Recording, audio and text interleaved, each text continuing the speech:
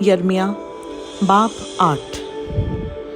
खुदावंद फरमाता है, उस वक्त वो यहूदा के बादशाहों और उसके सरदारों और काहिनों और नबियों और यरूशलेम के बाशिंदों की हड्डियां उनकी खबरों से निकाल लाएंगे और उनको सूरज और चांद और तमाम अजराम फलक के सामने, जिनको वो दोस्त रखते और जिनकी खिदमत व पैरवी करते थे, जिनसे वो सलाह लेते थे और जिनको सजदा करते थे, बिछाएंगे।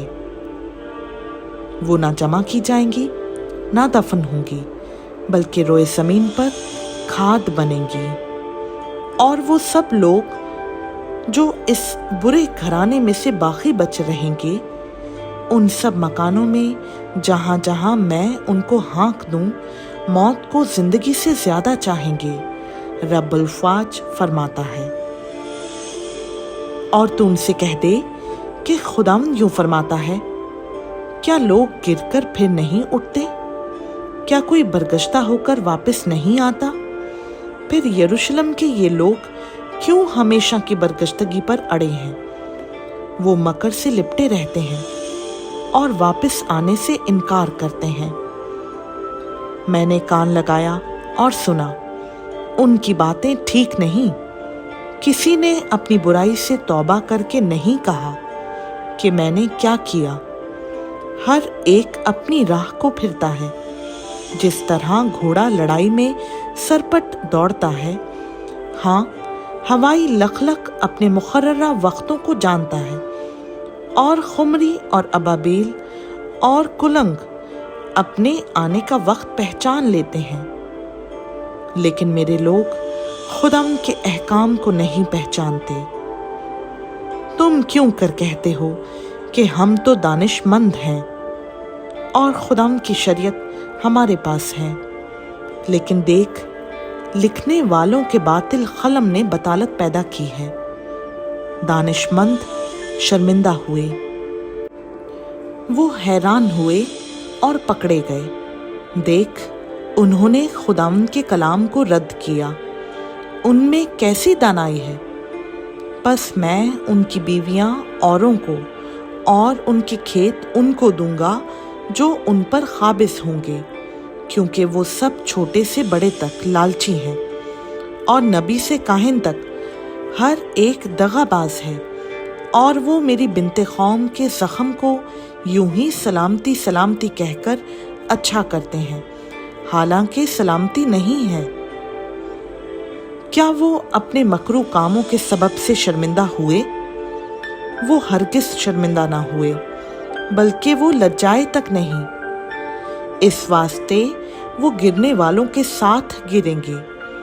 खुदावंद फरमाता है, जब उनको सजा मिलेगी तो वो पस्त हो जाएंगे।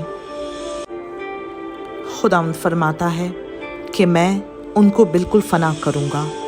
ना ताक में अंगूर लगेंगे और ना अंजीर के दरख्त में अंजीर, बल्कि पत्ते भी सूख जाएंगे, और जो कुछ मैंने उनको दिया जाता रहेगा।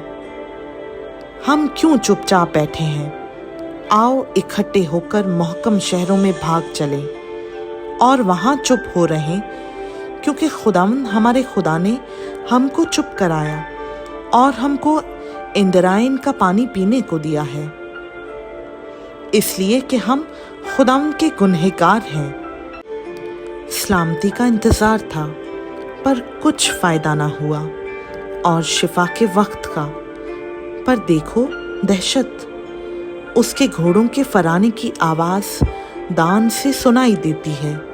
उसके जंगी घोड़ों के हिनहनाने की आवाज़ से तमाम ज़मीन कांप गई, क्योंकि वो आ पहुँचे हैं और ज़मीन को और सब कुछ जो उसमें है और शहर को भी उसके बाशिंदों समेत खा जाएंगी। क्योंकि खुदावंद फरमाता है, देखो, मैं तुम्हारे दरमियान सांप और अफई भेजूंगा, जिन पर मंतर कारगर ना होगा और वो तुमको काटेंगे। काश कि मैं गम से तसल्ली पाता। मेरा दिल मुझ में सुस्त हो गया। देख, मेरी बिन्ते कौम के नाला की आवाज़ दूर के मुल्क से आती है। کیا خداوند سیون میں نہیں؟ کیا اس کا بادشاہ اس میں نہیں؟ انہوں نے کیوں اپنی تراشی ہوئی مورتوں سے اور بیگانہ معبودوں سے مجھ کو غضبناک کیا؟ فصل کاٹنے کا وقت گزرا، گرمی کے ایام تمام ہوئے اور ہم نے رہائی نہیں پائی۔ اپنی بنت قوم کی شکستگی کے سبب سے میں شکستہ حال ہوا، میں کڑتا رہتا ہوں، حیرت نے مجھے دبا لیا۔ کیا جلاد میں روغن بلسان نہیں ہے؟ کیا وہاں کوئی طبیب نہیں؟ میری بنت قوم کیوں شفا نہیں پاتی؟ خداوند کا پاک کلام کا پڑھا، سنا، سمجھا اور قبول کیا جانا ہم سبوں کے لیے باعث برکت ہو۔ آمین۔